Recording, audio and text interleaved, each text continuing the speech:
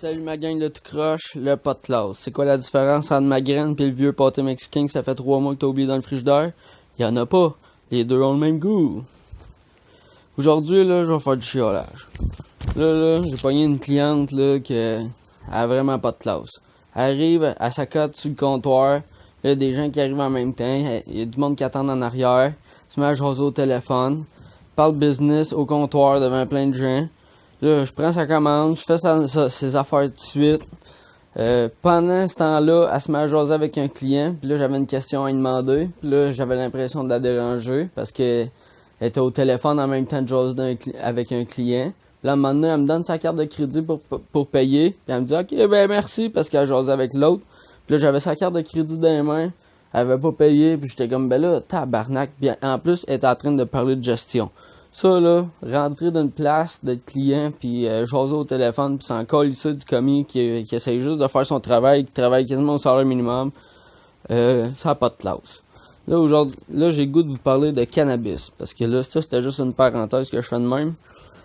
Le cannabis. Avant de commencer, là, faut savoir que le cannabis, c'est une plante qu'on appelle la cannabis. Bis, pourquoi? Parce qu'elle a 2 sexes. Mâle et femelle. Puis d'ailleurs, c'est la seule plante que les scientifiques n'ont pas besoin de faire un test d'ADN pour savoir si c'est un mâle ou une femelle. C'est la seule plante où ce que le contraire, le mâle et la femelle, ils ont autant de différences. Genre les cocottes, ça c'est la femelle. C'est le fruit de la plante, c'est les cocottes. C'est ce que là, on fume. Mais il y a aussi le chanvre. Le chanvre, lui, d'où ce qui vient, cette plante magnifique, elle a 5000 ans au moins, c'est ce que les scientifiques s'accordent à dire, c'est qu'elle a 5000 ans puis qu'elle est originaire d'Asie. Fait que les premiers qui ont exporté du cannabis, c'est les Asiatiques. Il y avait pas seulement une avance sur tout le monde avec la poudre à canon et tout ça, il y avait en plus ils faisaient du papier et des vêtements avec ce cannabis-là 5000 ans avant notre ère. 5000 ans avant aujourd'hui. Fait que c'est 3000 ans avant notre ère. Fait que là, 3000 ans, sûrement que ils ont exporté ça vers où? Vers les Égyptiens. Les Égyptiens, eux autres, faisaient du tissu avec ça. Ils cultivaient le cannabis. Ils écrasaient des graines de cannabis pour faire une huile. Puis ils l'utilisaient comme peinture. Le cannabis, ceux qui cultivaient le cannabis, on les appelait les chanvreurs ou les chanvriers. La chanvrière était la femme qui faisait pousser du cannabis, mais c'était aussi la place qu'on appelait pour le champ, dans le fond, s'appelait une chanvrière. La production de cannabis se faisait dans un champ qu'on appelait une chanvrière. Puis d'ailleurs, dans le sud il y avait des chanvrières, voyons. Il y avait des chanvrières dans le sud de la France. Puis d'ailleurs, l'origine du nom de la place Marseille vient du provençal caneb, qui signifie chanvre. Ça, c'était une introduction pour savoir c'est quoi exactement du cannabis. Le cannabis, il y a des cannabinoïdes là-dedans, du tétrahydrocannabinol. Ça, c'est ce qui donne le buzz quand on le fume. C'est qu'on brûle la résine, que dans la résine, il y a ce produit qui, un coup inhalé ou digéré, il fait quelque chose dans notre cerveau. Mais quand on le fume, c'est du tétrahydrocannabinol. Quand on le digère, c'est un autre type de cannabinoïde. Puis ce type de cannabinoïde-là est bien plus fort que du THC qu'on fume. C'est pour ça que quand on mange du cannabis, ça gèle vraiment que trop. C'est parce que quand on le digère, les enzymes qu'on a dans notre corps transforment le THC en un autre genre de cannabinoïde. Puis c'est ce qui fait qu'on buzz tellement. Mais ça gèle 3 fois plus que du THC quand on le fume. Donc là, le cannabis, tel qu'on le connaît, qu'on appelle aussi marijuana, a été banni en 1931, qui a commencé à être appelé marijuana, qu'avant on appelait ça le cannabis. Puis tout le monde cultivait le cannabis là, dans les années en 1880. Le chanvre, On l'utilisait pour faire des livres d'école. On l'utilisait aussi de 1631 à 1800. C'était légalement un moyen pour payer ses taxes avec le chanvre. Il était interdit de refuser de cultiver le cannabis de 1763 à 1769 parce que l'État de la Virginie, ça allait pas fort. Ils ont décidé de mettre cette loi-là pour sous peine d'emprisonnement pour empêcher la faillite de l'État. George Washington, Thomas Jefferson, tout ça, tous les grands pionniers avaient des champs de chanvre. Puis ils importaient les graines directement de Chine vers la France pour ensuite les emmener vers les États-Unis. Benjamin Franklin était le propriétaire des premières usines de papier à base de chanvre. La guerre de 1812 eut lieu pour le chanvre. Napoléon voulait couper le lien d'export de Moscou vers l'Angleterre. Ça, vous pouvez le vérifier dans le livre de Jack Herer, Emperor Wear No Clothes. 90% des cordes et des voiles maritimes sont depuis 1000 ans. Ça fait 1000 ans là, que c'est fabriqué avec du chanvre. Le mot néerlandais pour le tissu, c'est canva, puis ça vient du mot cannabis. Jusqu'à l'introduction du coton en 1820, 80% des textiles étaient faits à partir de cannabis. Les draps, les t-shirts, peu importe, là, tout ce qui est vêtements, c'était fait à base de cannabis. Parce que la fibre était tellement meilleure que... Parce qu'on n'avait pas découvert le coton vraiment. Puis le coton est pas nécessairement plus doux. Là. Moi, personnellement, j'ai acheté une chemise en cannabis. Puis plus qu'on la lave, plus qu'elle devient douce, plus qu'elle devient souple. Fait que c'est sûr qu'au début, on dirait que c'est raide, mais à un moment donné, elle devient super confortable. Puis tu sais, du linge mou, on aime ça. Les premières Bibles retranscrites, les cartes, le drapeau américain, déclaration d'indépendance, tout ça, c'était fait à partir de cannabis, le chanvre. Aux États-Unis, en 1916, le gouvernement des États-Unis a déclaré que dès le début de 1940, tout le papier serait fait à partir de chanvre et qu'aucun arbre ne serait plus jamais coupé. Avec un acre de chanvre, on peut faire autant de papier qu'avec 4 acres de forêt.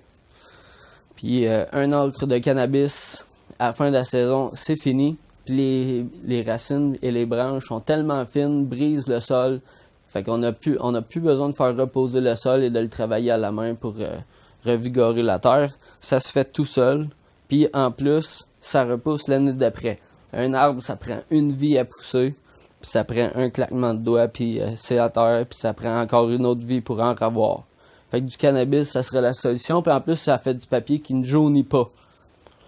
Tu sais, dans l'industrie du papier qui jaunit, on n'aime pas vraiment ça. Ça, le cannabis, c'est fait pour ne pas le papier ne jaunit pas, puis en plus, ça prend moins de produits chimiques pour le faire, ce papier-là. Fait qu'on serait encore plus gagnant. Puis avec du cannabis, on peut faire aussi du plastique. Parce que l'industrie du pétrole est arrivée parce qu'ils ont découvert comment faire du plastique. Fait que si le cannabis commençait à faire ça, les producteurs de cannabis deviendraient riches. Puis eux, ceux qui coupaient déjà des arbres, ils investissaient dans des compagnies de pétrole. Puis les compagnies de pétrole voulaient importer ce produit-là pour faire du plastique parce que s'ils voyaient l'avenir dans le fond. Puis ils ont vu que c'était des pleins de cash, ils ont mis des moyens de pression sur le gouvernement parce qu'il y avait des investisseurs au niveau du gouvernement, genre le secrétaire des finances de l'État de Virginie. Ils ont mis en 1937 la Société du Pont, qui est la compagnie qui faisait du plastique à base de pétrole. Ont sorti un rapport annuel, puis que ça serait une révolution industrielle, si on veut, de faire du plastique, du cellophane. Mais tout ce plastique-là qu'on fait, là, qui pollue nos océans maintenant, là, c'est toutes des choses qui sont non biodégradables. Henry Ford, là, le premier modèle de Ford, le modèle T, a été faite à base de plastique de cannabis. En 1941, il y a un magazine qui expliquait tout ça, puis même il fait, avec les graines, il faisait de l'huile pour l'utiliser comme carburant. Fait que même le carburant, c'est biodégradable, ça fait juste une vapeur d'eau. Quand ça brûle, ça fait pas de CO2. Le plastique, il se désagrège, il disparaît de la nature. Mais tu sais, le gars qui était riche voulait rester riche. Puis maintenant, ben, quand tu as du cash, tu es capable. Puis surtout quand tu demandes à des investisseurs qui ont des places dans le gouvernement, c'est un peu plus facile de garder sa place puis que les autres, ils n'ont pas d'amis. T'sais, on peut dire ça quasiment de même, hein? C'est quasiment du bullying. Quand tu as du cash, tu es capable de te sortir de toutes les mardes possibles. Mais tu sais, le cannabis, là, c'est une plante magique, là, mais même comme médicament, là, ceux qui ont de la fibromyalgie, là, c'est un peu raide de vivre avec ça. Mais tu sais, avec le cannabis, là, ils sont capables d'atténuer les symptômes. Quelqu'un qui a des problèmes d'estomac, ça l'aide, les cancéreux, ils prennent ça l'aide. Il y a toutes sortes de manières de prendre du cannabis. Là, ça s'en vient, hein, Justin Trudeau va légaliser le cannabis. J'espère qu'il y en a qui vont investir dans la culture du cannabis. Ces compagnies-là, en agriculture, ça va pas bien. Ça serait comme le nouvel or. Ça serait l'or vert du Québec. Là. Ça prend une saison. Puis on peut faire plein de choses avec ça. Puis ça fait pas juste se fumer, là, pas parce qu'on fait un chandail en cannabis que on peut le fumer puis qu'on va d'être juste, ça marche pas de même. Mais tu sais, on pourrait faire nos propres produits. Au Québec, on est une place où ça pousserait là aisément, ça pousse déjà aisément. Mais si on aurait le droit, on pourrait faire des champs puis arrêter de couper des arbres. Les compagnies forestières devraient investir dans des champs.